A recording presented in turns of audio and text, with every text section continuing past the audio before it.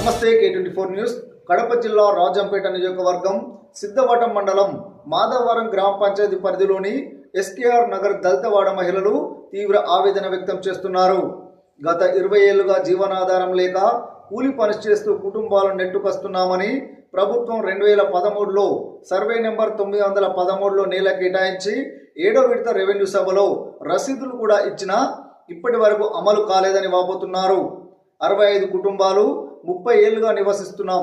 అధికారుల నుంచి ప్రజాప్రతినిధుల నుంచి హామీలు తప్ప న్యాయం జరగలేదని బాధపడుతున్నారు. ఈ సమస్యను జిల్లా కలెక్టర్ గారు పరిష్కరించి న్యాయం చేయాలని వేడుకుంటున్నారు.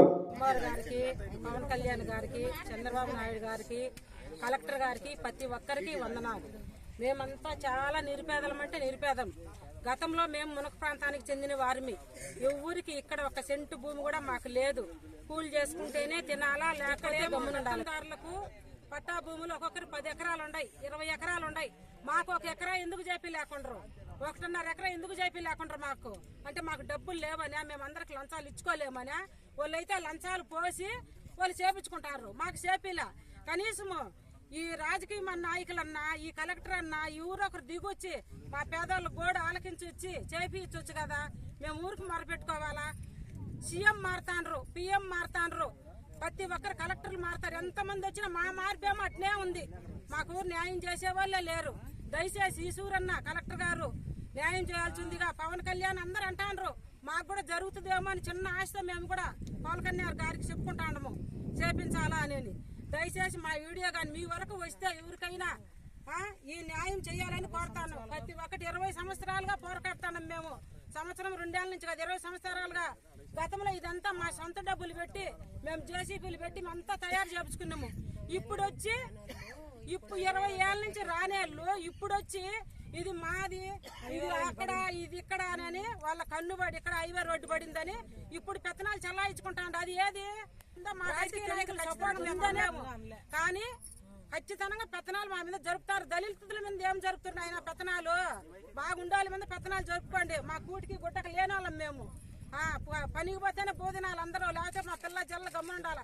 ఇక్కడ చూడు 10 రోజుల నుంచి ఇక్కడ ఉండం. మా భూముల్లో మేము ఉన్నా కూడా ఎవరన్నా ఒక్కరన్నా స్పందించి వచ్చినారా ఇక్కడికి?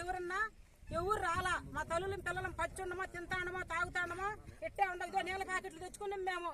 ఏం తెచ్చుకోవాలా వీడికి? ఎన్ని రోజులకైనా కలెక్టర్ గారు మాకు న్యాయం చేర్చరా? లేదు మేమే కలెక్టర్ ఆఫీస్ దగ్గరికి వచ్చి అక్కడే ధర్నా చేర్చమా?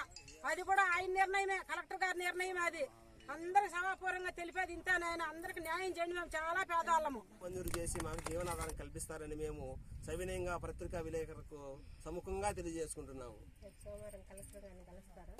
ఆల్రెడీ కలిసిందాము. ఇప్పుడు మొన్ననే సోమవారం ఇచ్చేసి వచ్చిండాము. కాకపోతే 2013 నుండి ఇప్పటికి ఎన్నిసార్లు ఇచ్చినామో మాకే తెలియదు. ఎన్నిసార్లు ఇచ్చినా వస్తాయి, మీ చేస్తాం, అసైన్మెంట్ కమిటీ జరుపుతాం, మీ పట్టాలు ఇస్తామంటారు తప్ప ఆఖరికి ఇప్పుడు ఈ మధ్య మాకు ఇచ్చే కేటాయించినటువంటి సర్వే నెంబర్ల పక్కనే నేషనల్ హైవే శాంక్షన్ అయిందనమాట. దీన్ని బేస్ చేసుకొని రోడ్డు పనులు చేస్తామని చెప్తూ మాకు సంబంధించినటువంటి భూమిని కూడా దాన్ని జేసీబీలు పెట్టి సదరం చేసుకుంటున్నారు. అంటే దీని అర్థం ఏంది? రోడ్డుకు పని మీద చూపించి మా భూములు కూడా ఆన్లైన్లో చేయించుకుంటున్నారు.